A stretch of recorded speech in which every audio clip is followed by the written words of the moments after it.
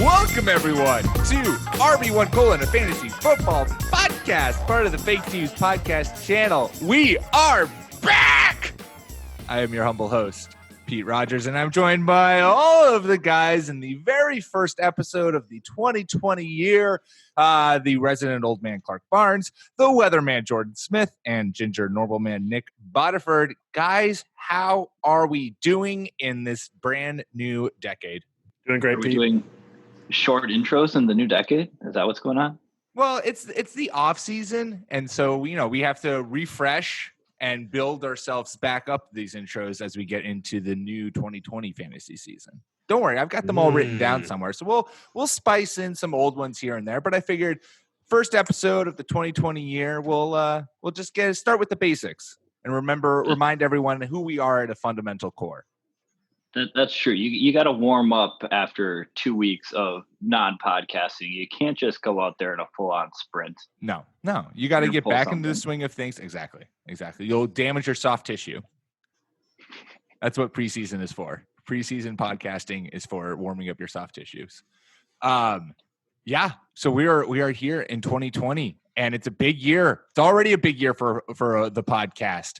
I was telling Nick before the show started, little home update. Bex and I getting a pupper soon.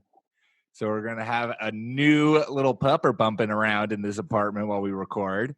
Good decision, Pete. Thank you. We figured that was the natural next step. And so we've been in the midst of collecting all of the necessary crap that you need for a dog, which is a lot of stuff kennel. that you need. You just need a kennel and a blanket at first, because they'll destroy everything. It's like buying a nice car for your teenager. Don't do that. Just something with an airbag. That's it. Yeah, that's all you need. You're going to have to undermine Becca and sleep on the floor with it, because whichever one of you it imprints on, it's going to love more. Oh, is this like some Twilight shit?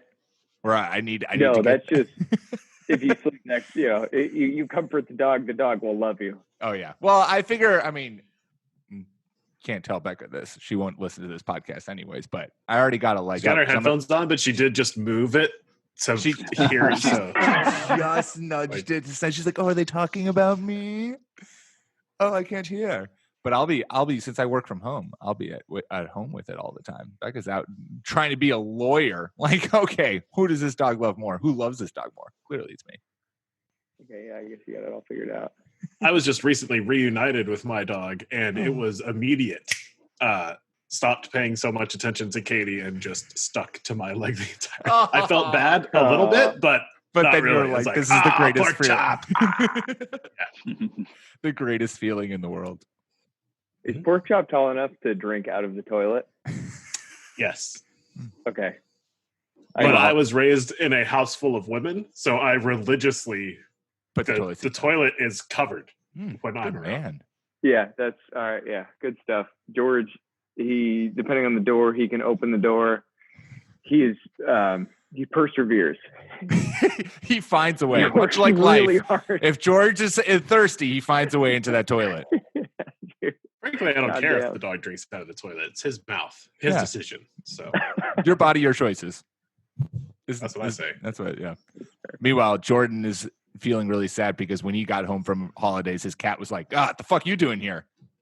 No way. She was so excited to see me. I could not get more than a couple inches of space away from my cat. It was kind of annoying. But moral of the story: pets are adorable. It's nice to have a pet when you live alone. So it's true. I mean, I can't say that is true. I've heard it's true with people. Yeah, I mean, they're nice to have just generally. When nobody else is in the house. Yeah. I'd like when you're all alone. 50 fish in college. That's a lot of fish. Nick is trying to one up every cat lady out there by being like, "Yo, I had 50 fish. Get at me." I'm literally swimming in them. All right, let's start the show. All right. Well, let's talk actual football. We've got a lot of coaching news to get to, and we're going to do a divisional preview since the divisional round is coming up this weekend. But we'll start with some coaching movement that has occurred. We've had multiple signings and multiple firings we had Ron Rivera and Mike McCarthy are the only coaches to have found a new home, Washington and Dallas, respectively. Meanwhile, the Browns and the Panthers and the Giants are still out there looking. Jordan, you are boots on the ground, Green Bay. Basically, you feel the pulse of Green Bay, Wisconsin. How do they feel about their beloved Mike McCarthy now going to arch rival Dallas Cowboys? Honestly, I feel like most people, at least most of the rational Packers fans, because obviously you have like your older irrational relatives who are Packers fans who are just hate everybody who isn't a Packer anymore. But there are more rational Packers fans that are like, you know what, good for Mike McCarthy. We knew he'd be back in the NFL again. And towards the end of Mike McCarthy's tenure, it was more of a like, we just don't have the right fit anymore. Not so much that he was just, terrible and Jason Garretting all over the place. Like, he's an upgrade from Jason Garrett. That's what I think. That's for sure. And he might, with as much talent that's already on the roster, I think that he could possibly, that could float him if he's still like the same old Mike McCarthy. But who knows? Maybe he actually did take this whole analytics thing to heart, and it's not some sort of way to boost his resume before he went on all these coaching interviews. This is classic RB1 podcast. I've been in a car for the past 4 days, so this is all news to me. Mike McCarthy to the Cowboys. All right. This will be interesting. Yeah. Jason Garrett gets fired, and then 5 hours later, Mike McCarthy is hired because he had a slumber party with Jerry Jones. And I guess Jerry Jones is a really good cuddler. I think we all saw Risky Business and thought, that's a good idea. We should do that. We need more. The secret to my success. Damn it. Can we redo that? When they just interviewed Marvin Lewis and then immediately hired Rivera, I was kind of like, are they kind of, just fiddling with the Rooney Rule, and they already had him picked out, or not Ron Rivera, McCarthy. But then when it was reported that they literally spent the night together, Jerry Jones and McCarthy. It's adorable. And the next day, Jones was like, "We're hiring him." I love this man. Yeah, That's the kind of guy you could just have 4 pizzas with. I just want to watch How to Lose a Guy in 10 Days and eat pizza. And Mike McCarthy is the perfect guy. He did karate in the garage. Team. Yeah, the samurai sword. But so I think if he actually takes this whole new analytics-based approach that he's professing, then it could be really good. If not, then I actually think we should question your statement, Jordan, that he's an upgrade from Jason Garrett. I don't know if that's the case. And my point of reference that I'll just always go back to is I think it was Greg Jennings was saying that in I think it was in 2016, he said teams were calling out their plays in 2013 that they'd been running for 5 years, and the playbook still wasn't updated at that point in time. So if it's just classic McCarthy, I don't know what they're going to be able to do. And they got to lock everybody up. I mean, all they've got is their generational running back. Outside of that, they got all these contracts they got to sign. If Dak leaves, oh man, this could get ugly fast. So, Nick, I don't want to put words in your mouth, but are you worried about a potentially new McCarthyism that we should be concerned about? I think if you follow my Twitter feed, you'll know that I am very concerned about the current McCarthyism we have going on. But yes, Nick, you are the only political tweeter that I have not unfollowed and muted. You have the honor of bringing me all of my politics.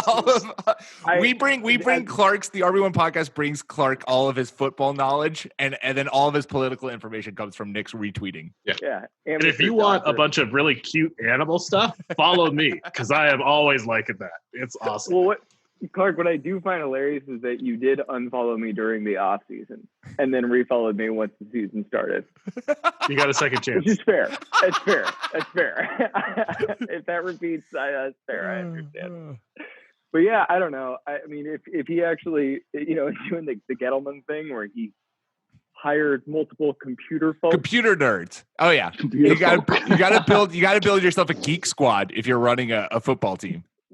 That I don't know if you guys have watched the clip where Gettleman it's incredible. That whole thing, he says, we've hired for computer folks software, and then begins a new software. He just says the word software. And then Dave Gettleman doesn't begins a new understand what a time. computer is. So that team's in good hands. As somebody who spends a lot of time going to federal IT conferences for my full-time job, that sort of speak from an old guy in a high up position is not that far off. It's so which is sad. It's brutal. And then in Washington, you had Dan Snyder welcoming everyone for the Ron Rivera press conference by saying Happy Thanksgiving while we were in January, which is just also, I mean, you're close. You're at least in the right half of, the right kind of weather temperature season. Is he just Do you think he was forever making a really trolling the layered native peoples? Yeah. Right. That's that. Yeah. Yeah. I literally That's could why I do that. refollowed you, Nick. Is Thanksgiving a fall holiday or a winter holiday? Well, I don't know, whatever the the next great calendar debate. But on the Washington side of things, I like the Ron Rivera signing. And they got Ron Rivera and then immediately also signed Jack Del Rio to do that defense. You suddenly now have like a good, competent coach there. And there's tools there to work something with.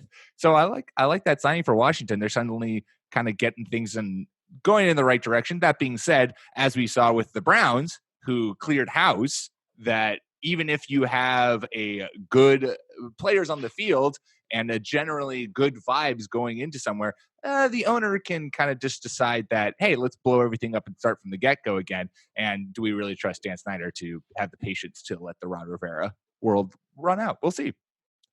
I like the Ron Rivera hire, and I like something else happening in Washington.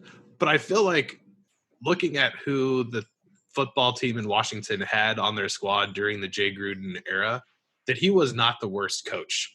He was doing some okay work to get to those 7 and 9 seasons. But I do think Ron Rivera players seem to respond really well to him. He seemed to have a little chutzpah going for things. Analytics, other people call analytics looking at what has happened in the past to help inform what you should do in the future. Ron Rivera seems to be hip to that. And there's some good players on the Washington football team. So it'll be, time for a change both in Washington and Dallas. I think that there will just be some change positivity, even if it's a net neutral on the talents of the coaches. All I got for Washington is they have a new nickname now, and it's the RedRons. The Washington RedRons. Washington RedRons. Is that something like Red Rum backwards? What does that spell backwards? Norder. The Washington Norders. Norder Washington. Norder Washington. You just got to say it with a Northern Norder accent. Washington. Boy, we're going to Northern Washington tonight. Supposedly he's going to be given a lot of control over the team generally. I don't know necessarily what that's going to end up looking like. Snyder's never done that before. We'll see if he actually ends up doing that. I have no idea. I don't know how this team will ever figure anything out with Snyder at the helm. So I'm not sure that Rivera, who I'm kind of like wishy-washy on anyway, I don't know that anyone can really succeed here. And yeah, I'm sort of with Clark on the whole, like, how could Jay Gruden have ever won? It was like that, he did okay with what he had. So I think I don't know. They need to get a GM. Yeah. Before we move on to our divisional round preview, of the 3 teams that are still looking for a head coach, Browns, Panthers, Giants, do either of you have a feeling of a coach that they're going to get? Because for me personally, I think it's almost lock and key. Josh McDaniels is going to Cleveland. My only strong thoughts on this are the same girl, this anonymous woman on Twitter who called the Antonio Brown thing because she's got a cousin who works for an NFL organization and continues to get a lot of leaks correct, like days before it happens. She put her thing out there and said that it's going to be Urban Meyer. Urban Meyer going to the Browns? Yeah, but this was like a week ago, and it hasn't come to fruition. So who knows? But she's a very fun follow if you have not gone after that. I feel like Urban Meyer would need like head coach and GM. Like he would need the Belichick deal, which he could get. They don't have a GM. If it's McDaniels, I feel like it's going to be a little odd. We're just going through, like last year, it felt a little bit more like there was more new first-time head coaches getting shots, but now it's like, so far it's only 2, but it could be 3, just retread head coaches, just people looking for a little bit of stability, I guess. I don't know. I'm skeptical the Browns will go down that path. I mean, the word on the street is that they're committed to listening to what DePodesta has to say, and that basically they're going to form a union of him, a GM, and a head coach together. Because he was the only guy who was like, maybe don't hire Freddie Kitchens as your head coach. Yeah. He was basically at odds with everything that they did, and I mean, because he's a genius. But what could be interesting is, if Urban Meyer demands some sort of personnel control and DePodesta stays active in that, I don't know. Maybe they can get it done, the 2 of them together, and one of them's the de facto guy. I don't know. I'm just excited to see DePodesta have more control over what's going on. Justice for PDP. He's got a nickname already. Just yep, there it is. Get that trending. That's our new cause that we'll fight for. There you go. Quick little coach overview. All right. Well, outside of just coaching, we got actual football going down, and we had a wild card weekend, which we don't need to recap too much about because, I mean, who really wants to talk about the Patriots falling on their faces and losing to the Titans at home? That's not fun. Let's instead talk Never about before in the history of NFL playoffs has a team come back from such a large deficit as the Texans defeating the Bills. I know we're excited about that. Yeah, let's instead get excited for Clark because now the Texans are still in the playoffs, baby. For one and done, that's not Clark's thing anymore. That's not the Houston Texans. That's the New England Patriots. Death of a dynasty. Anyways, but we've got the divisional round coming up, and so, of course, we're going to do a little preview of that. We will start with the first game of the whole weekend, which is Vikings, who upset the Saints in New Orleans, going up against the 49ers. Nick. Yeah. Start us off. Sorry, caught me off guard. I thought we were going to celebrate Clark, but we did. We already celebrated Clark. How much celebration does Clark really need? Let's be honest. So what we're talking about here, correct me if I'm wrong. Yeah, I don't like Clark too much either. Just kidding, Clark. You and Pork Chop are my favorite on the podcast. So we're talking about keys to victory here for each team. I think it's fairly simple from the San Francisco 49ers side of things. Their team is returning to health, full health. Quan Alexander is supposedly coming back. He's a stud, do-it-all kind of linebacker. He can cover, he can run stop. And I think he's got the pass rush in him, but, he'll patrol the interior. D Ford should be ready to rock too. They're going to be firing on all cylinders. Now, with those injury concerns of those 2 guys just coming off injury, they should definitely be tested by the Vikings. But I think the big thing here is that the Vikings are going to be missing Mackenzie Alexander and one of their other backup defensive backs, Mike Hughes. Both these dudes are going to be out. Mackenzie Alexander specializes in covering the slot. This sets up really well for a big day from Emmanuel Sanders. I think that they need to just pepper him with targets all game long. Trust their other pass catching options as well. But I think that if they operate with him as the focal point of the passing attack, they're going to be able to put up some serious points. As far as the Viking side of things go, the 49ers have been somewhat vulnerable on the ground to opposing rushing attacks. I can see Mike Zimmer going, okay, we're going to load up Dalvin Cook with 25 carries and ride him to victory. Now, if the Niners are successful in their offensive game plan, a rushing attack as in response to that by the Vikings is not going to be enough to keep pace. Dalvin Cook might have a really nice box score, but if what he's able to do is like 120 rushing yards and they don't get a whole lot going through the air, even against the vaunted 49ers secondary, they're just going to rush their way into a tough loss. So they need to stay committed to the passing attack. And I think it would behoove them to really test Quan Alexander and his healing torn pectoral early on to see what it is he's capable of. So maybe get those tight ends going early on.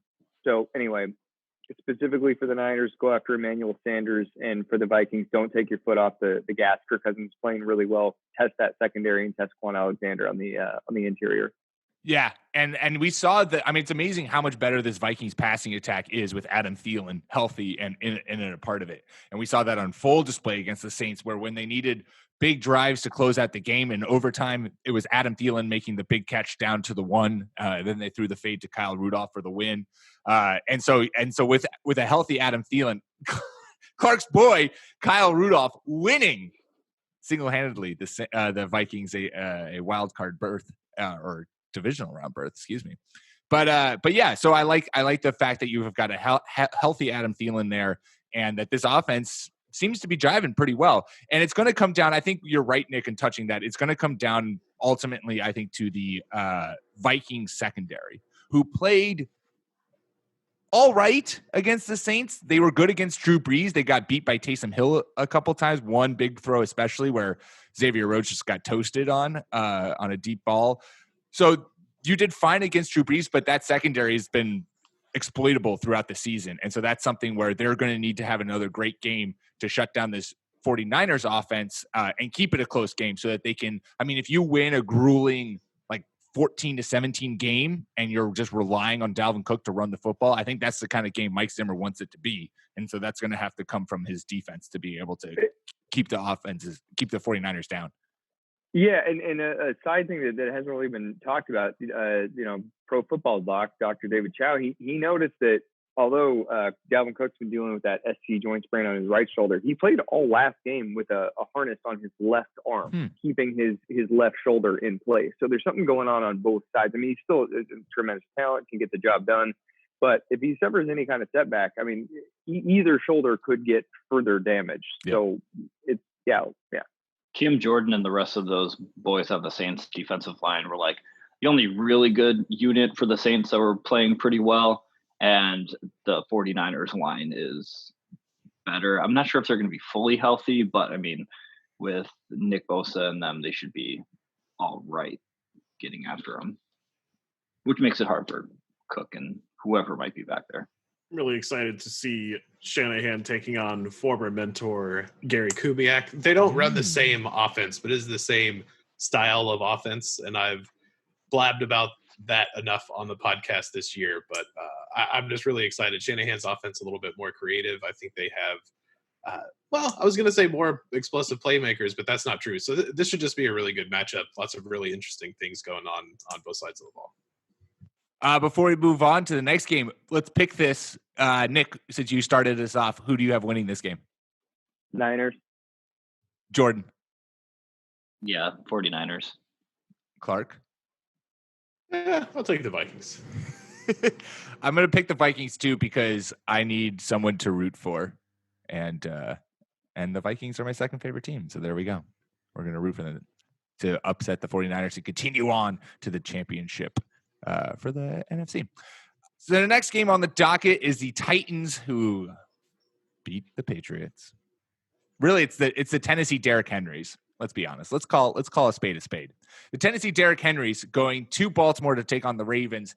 And there are two players, and it's not a surprise to anyone, there are two players who are going to determine how this game plays out. One of them is the namesake himself, Derrick Henry, who's coming off of a phenomenal game against the Patriots. Watching Derrick Henry, this is the first time, because I don't watch too much AFC South. Let's be honest here. How many people have time to watch outside of their division, let alone the AFC South? And so watching Derrick Henry for the first time, really, a full game of Derrick Henry is absolutely terrifying as an opposing fan, because that man, he has the like LeGarrette Blount syndrome of falling forward is 3 yards. Like he can get stuff at the line of scrimmage and Derrick Henry falls forward and it's 3 yards. He is an enormous human being, and you totally can understand the fear of at the end of a game where he has been banging you for 5-yard gain, 5-yard gain, 5-yard gain, 5-yard gain, 5-yard gain. You're tired, you're exhausted. It's the fourth quarter. And then he goes and breaks off a huge run to basically seal the game. I was petrified that was going to happen. And it didn't. The defense did their job. The Patriots offense just shat the bed. So Derrick Henry is going to be the key to the Titans' success. Ryan Tannehill threw for 72 yards against New England. And I understand that the Patriots have a phenomenal secondary, but it's also just like the Titans want to be able to just give the ball to Derrick Henry 35 times and have him average 6 yards carry, and that's the ball game. On the flip side, obviously, if you're going to play the Ravens, there's only one player you need to worry about, and it's Lamar Jackson. And it's containing him in the pocket. It's making sure that he can't make huge plays on the ground. It's forcing him to throw the football. And if you really want to get, sexy and bold, it's forcing him to throw to his wide receivers, trying to take Mark Andrews out of the game, trying to take who else? Hayden Hurst out the game, trying to force it to Marquise Brown and Miles Boykin and Willie Snead, wide receivers who he doesn't necessarily love throwing the football to. He likes keeping kind of in the middle of the field. But mainly it is keeping Lamar in the pocket. It's keeping him from beating you on the ground. And only really the 49ers are the only defense that kind of has been able to do that this year. And so it'll be interesting to see what the Titans do as a game plan in order to kind of try to mitigate Lamar being Lamar. Yeah, I think those are good keys. And I think that this game may show people who fall into what they have seen lately is what they expect to see all of the time. Titans just won a big game against the Patriots, but I don't see them having a snowball's chance in hell against the Ravens. I like the Titans, and they're a lot of fun to watch. Like when they started getting hot, I made a joke on Twitter like, oh, we're going to have to watch the Titans in the early wild card matchup this year, aren't we? But it turned out not to be that bad. They didn't exactly like back their way into the playoffs. They earned their spot. But the Baltimore Ravens are extraordinarily good. Like ever since they traded for Marcus Peters, they've just been excellent.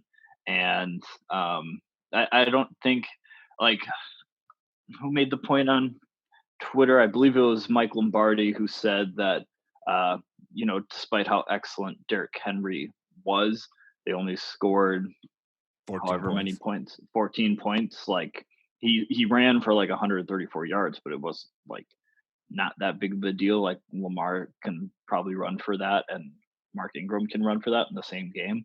And I just think overall, writ large through the playoffs, we're due for a 49er Raven Super Bowl rematch. Ooh, saucy. So, yeah, I mean, the point Jordan just made is what I was harping on with Dalvin Cook. Like, you can have an excellent ground game and grind your way to a tough win or more likely a tough loss. That being said, I love Derrick Henry. Dude leads the league in, I think it's like yards of 7. It's like 70 or more yards in the last 2 years. Like he doesn't make any sense. He's monstrous. He's not a human. An athletic freak. Like yeah. I have pounded the table. He and Adrian Peterson's combine numbers are the exact fucking same. He is a cat at 250 pounds. It makes no sense. He has breakaway speed. Person. He's really fun to watch. Yeah. And he's super fun to watch. And so is Ryan Tannehill's resurgence or emergence. Absurd. Well, and I think, Evan Silva was hitting this point on Twitter today. Their offensive coordinator, Arthur Smith, deserves a ton of credit. I mean, they are throwing play action at an extremely high rate. The only thing that they need to do more is throw the ball to Derrick Henry. Get that guy more screen passes. You get him with a little space against the cornerback and his safety on the outside, like he's gone. That cornerback is dead. It's just you're going to witness a murder. Just sneak him out there, and he'll be like cloaked as an offensive lineman, and people won't know where the ball is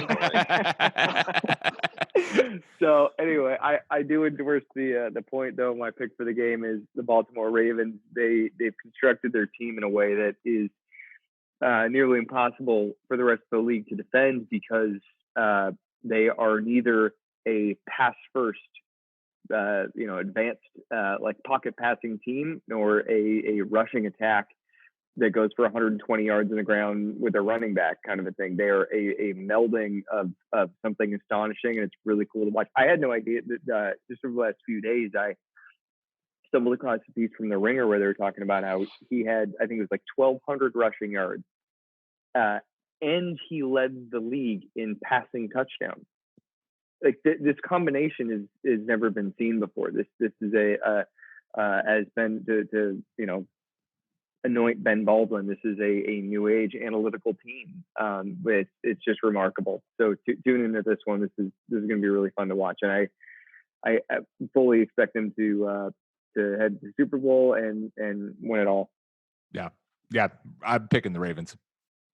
I will say that Baltimore is just up the turnpike, and it's supposed to be in like the mid 60s here when they play. There's like a slight chance of rain, but like the ball's going to be in the air too. So it's not going to be your ground and pound bruiser, I don't think. All right. Before we move on to Sunday's games, let's take a quick ad break. All right, we are back. And to start Sunday off, it is Clark's Houston Texans after dethroning the Buffalo Bills.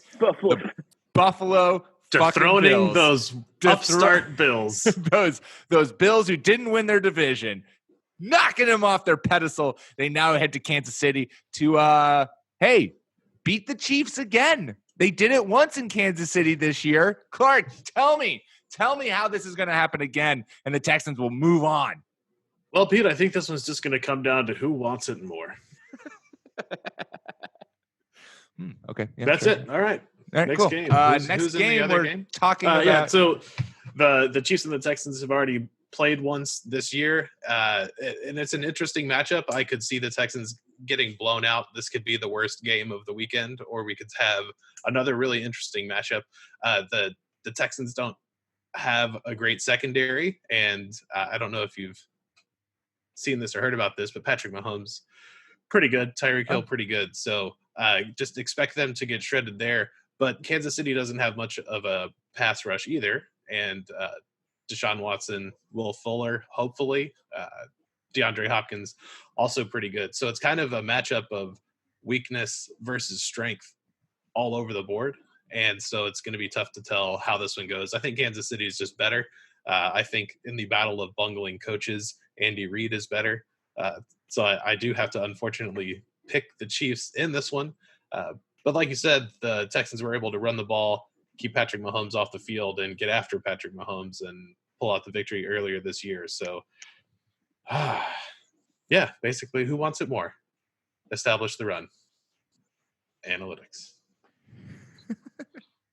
I haven't done the proper analysis, but I think Patrick Mahomes is better than Josh Allen.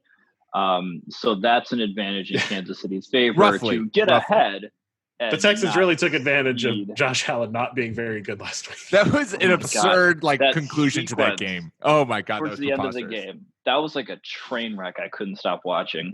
But I feel like the Chiefs are going to win this game, and kind of they're like the forgotten child right now. Like, I know they had a bye, and maybe because they weren't in our collective consciousness this week because they didn't play, that we've been forgetting about them, counting them out a little bit. Patrick Mahomes was injured, obviously, so we weren't really like paying too closely attention to the Chiefs lighting other teams up, but they're still one of the better teams in the league overall. So I think they win and advance onto the conference championship to play the Ravens, who that'll be another rematch, and we'll be relitigating that game for an entire week. So can't wait.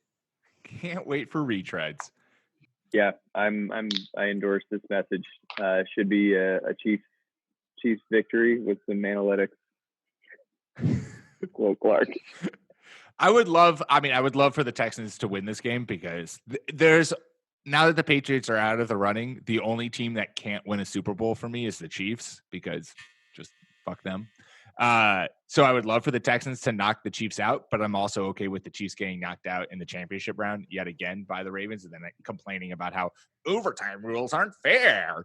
But really what I want to see, win or lose, I want to see just an offensive battle of Patrick Mahomes, Deshaun Watson at full strength going toe-to-toe and have this thing go down to the gun. You're right, Clark, that this does have the chance to be kind of a lackluster game, a complete blowout. But I'm hoping that Will Fuller is healthy.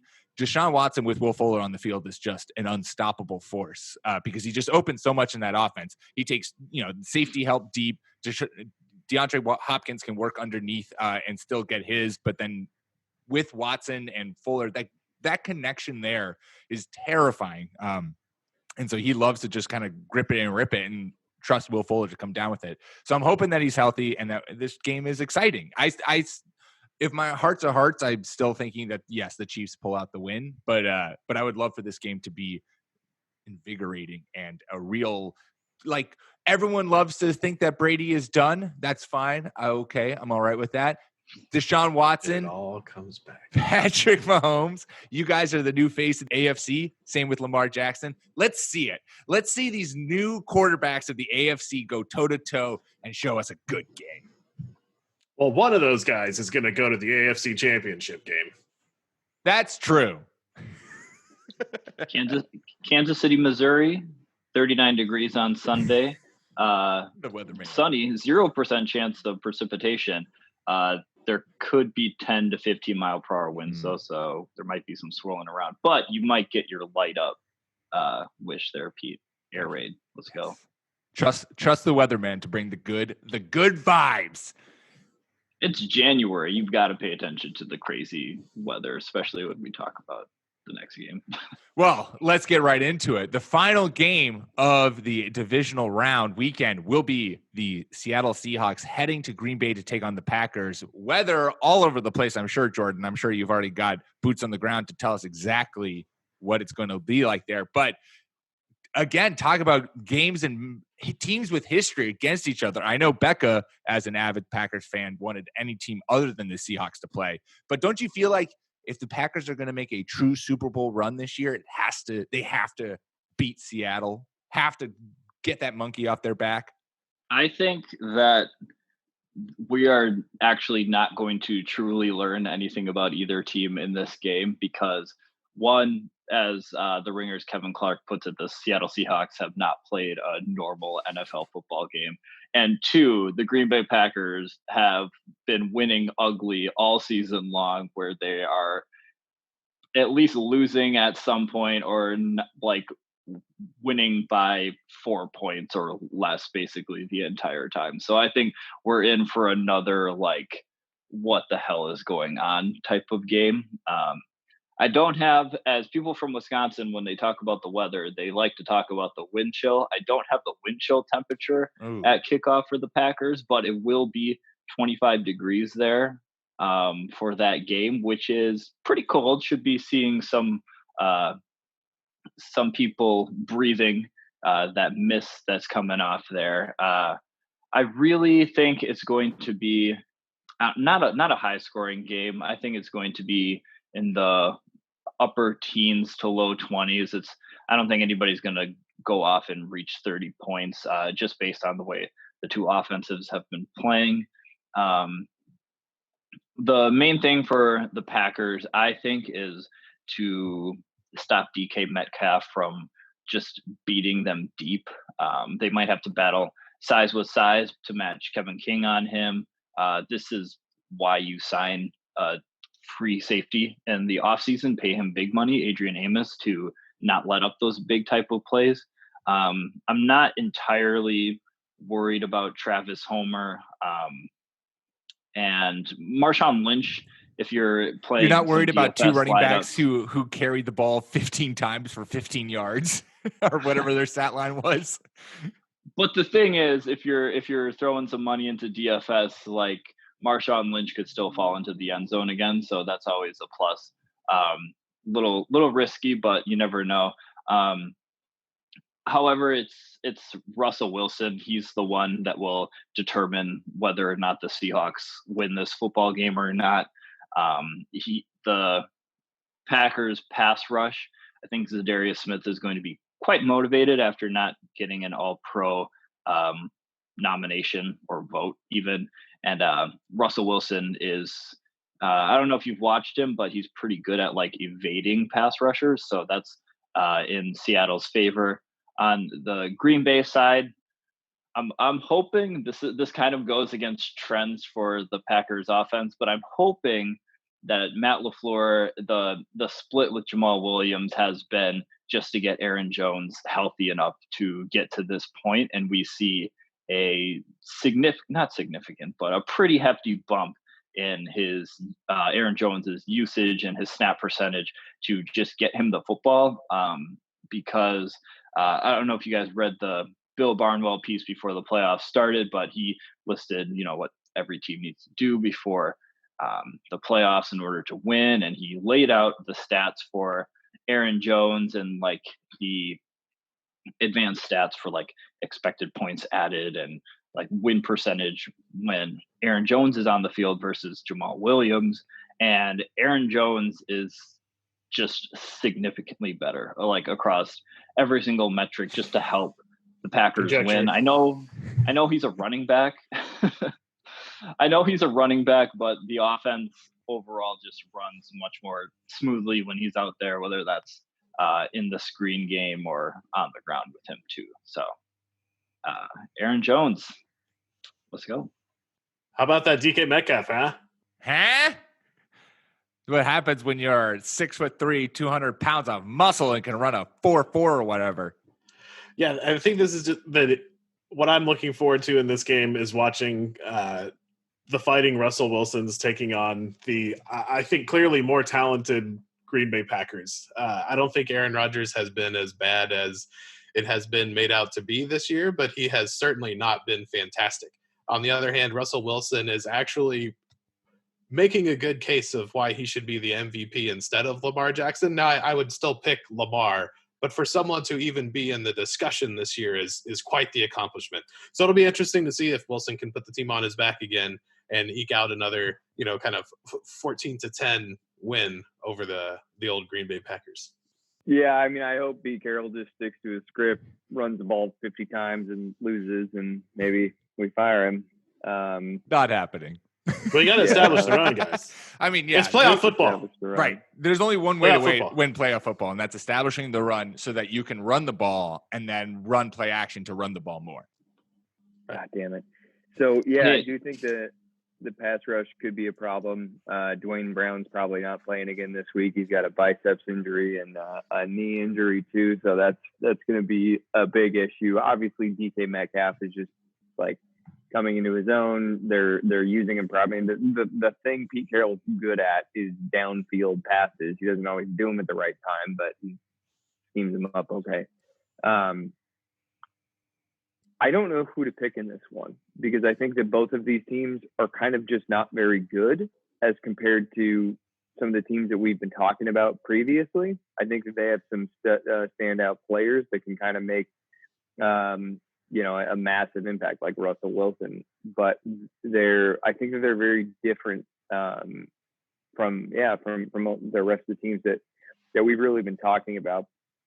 I'm not too worried about the weather really ever. I mean, the data that I've looked at is basically if it's 20 miles an hour or more, the wind, then you got to worry. And if it's snowy, that helps the offense.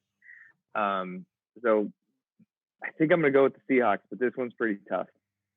I think see it going either way. I agree with what Jordan said at the start of this, where I think we're going to come away from this game not really knowing much more about either team than we went into it. But I'm going to pick the Packers to win. And so that I still have a marriage at the end of this week. Well, if you have to sleep on the couch, at least do it with the dog. Right, exactly. That's what Nick said. So maybe I'll pick the Seahawks so that I forcibly have to. So Becca really is just making her own bed of why the dog loves me more. Because she banished me to sleep with the dog in the crate.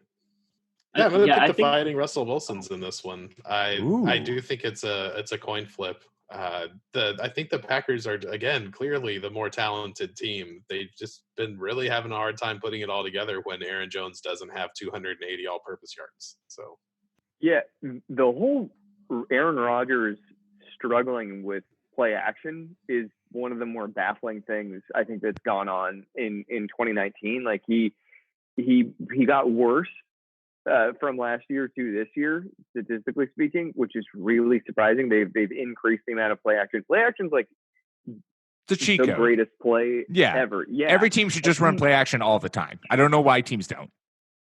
And he's terrible, and it's so weird. I don't know. I mean, he says his thing is I don't like turning my back to the defense, and perhaps if he's just got that mental block, like he loses focus every time he does it. I don't know. I don't know what to make of it, but it's bizarre. If you talk to Ben Baldwin, his answer is like, yeah, he hasn't been good for like 5 years, and Mike McCarthy didn't do anything wrong, which I really struggle to digest, but I love his analysis. So I'm up a creek on that stuff.